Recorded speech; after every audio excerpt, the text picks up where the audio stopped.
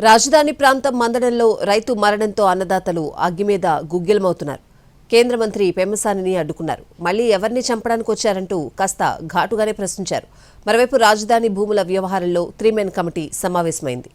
AP రాజధాని ప్రాంతంలో ఇప్పటికే కొంతమంది రైతులు తీవ్ర అసంతృప్తితో ఉన్నారు. తామిచ్చిన భూములకు సంబంధించి ప్లాట్లు ఇవ్వకపోవడం, అభివృద్ధి జరగకపోవడం, వీటన్నింటి మీద కూడా రైతులు తీవ్ర అసంతృప్తి వ్యక్తం చేస్తున్న పరిస్థితి కనిపిస్తోంది. ప్రభుత్వం 3 మెన్ కమిటీ వేసింది. అయినా కూడా రైతుల సమస్యలు ఇంకా పూర్తి స్థాయిలో పరిష్కారం కావట్లేదు. ఇదే సమయంలో సీడ్ యాక్సిస్ రోడ్డు నుంచి రాజధాని అమరావతికి కనెక్టివిటీ కోసం N8 అలైన్మెంట్ రోడ్డు నిర్మించాలని ప్రభుత్వం నిర్ణయించింది. మందడంలో 100 ఇళ్లు ఖాళీ చేసి మరో చోటకు తరలించాలని ప్రభుత్వం నిర్ణయించింది. దీనికి సంబంధించి సమావేశం ఏర్పాటు చేయగా ఆ మీటింగ్లో తన గోడును వెళ్లబోసుకుంటూ మంత్రి, ఎమ్మెల్యే ముందే కుప్పకూలిపోయాడు రైతు రామారావు.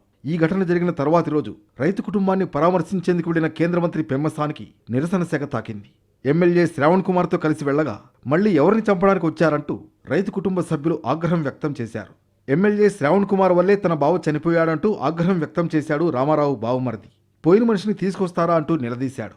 మీరంతా చంపేయడానికి వచ్చారా అంటూ ప్రజాప్రతినిధులపై ఫైర్ అయ్యాడు. మీ సానుభూతి అక్కర్లేదంటూ కేంద్ర మంత్రి పెమ్మసాని, ఎమ్మెల్యే శ్రావణ్ కుమార్ మొహం మీదే చెప్పేశారు రామారావు కుటుంబ సభ్యులు. అయితే రైతు రామారావు విషయంలో వైసీపీ శవరాజకీయాలు చేస్తోందని విమర్శించారు ఎమ్మెల్యే శ్రవణ్ కుమార్.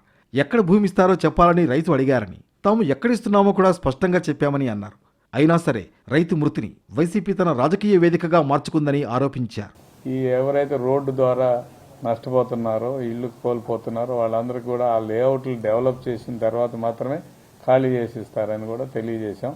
దాన్ని వైసీపీ నాయకులు రాజకీయం చేయడం అనేది కరెక్ట్ కాదు.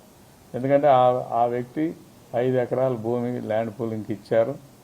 అంతేకాకుండా మా దగ్గరకు వచ్చి నిన్న మంత్రి గారి దగ్గర మా దగ్గర చెప్పిన అంశం ఏంటంటే, స్పష్టంగా ఎక్కడిస్తారో చెప్పండి అన్నారు. ఊరికి ఆనుకుని ఇవ్వాలన్నారు. ఆ నిర్ణయం కూడా నిన్నే తీసుకోవడం జరిగింది. మరోవైపు రాజధాని భూములపై వేసిన 3 మెన్ కమిటీ సమావేశమైంది.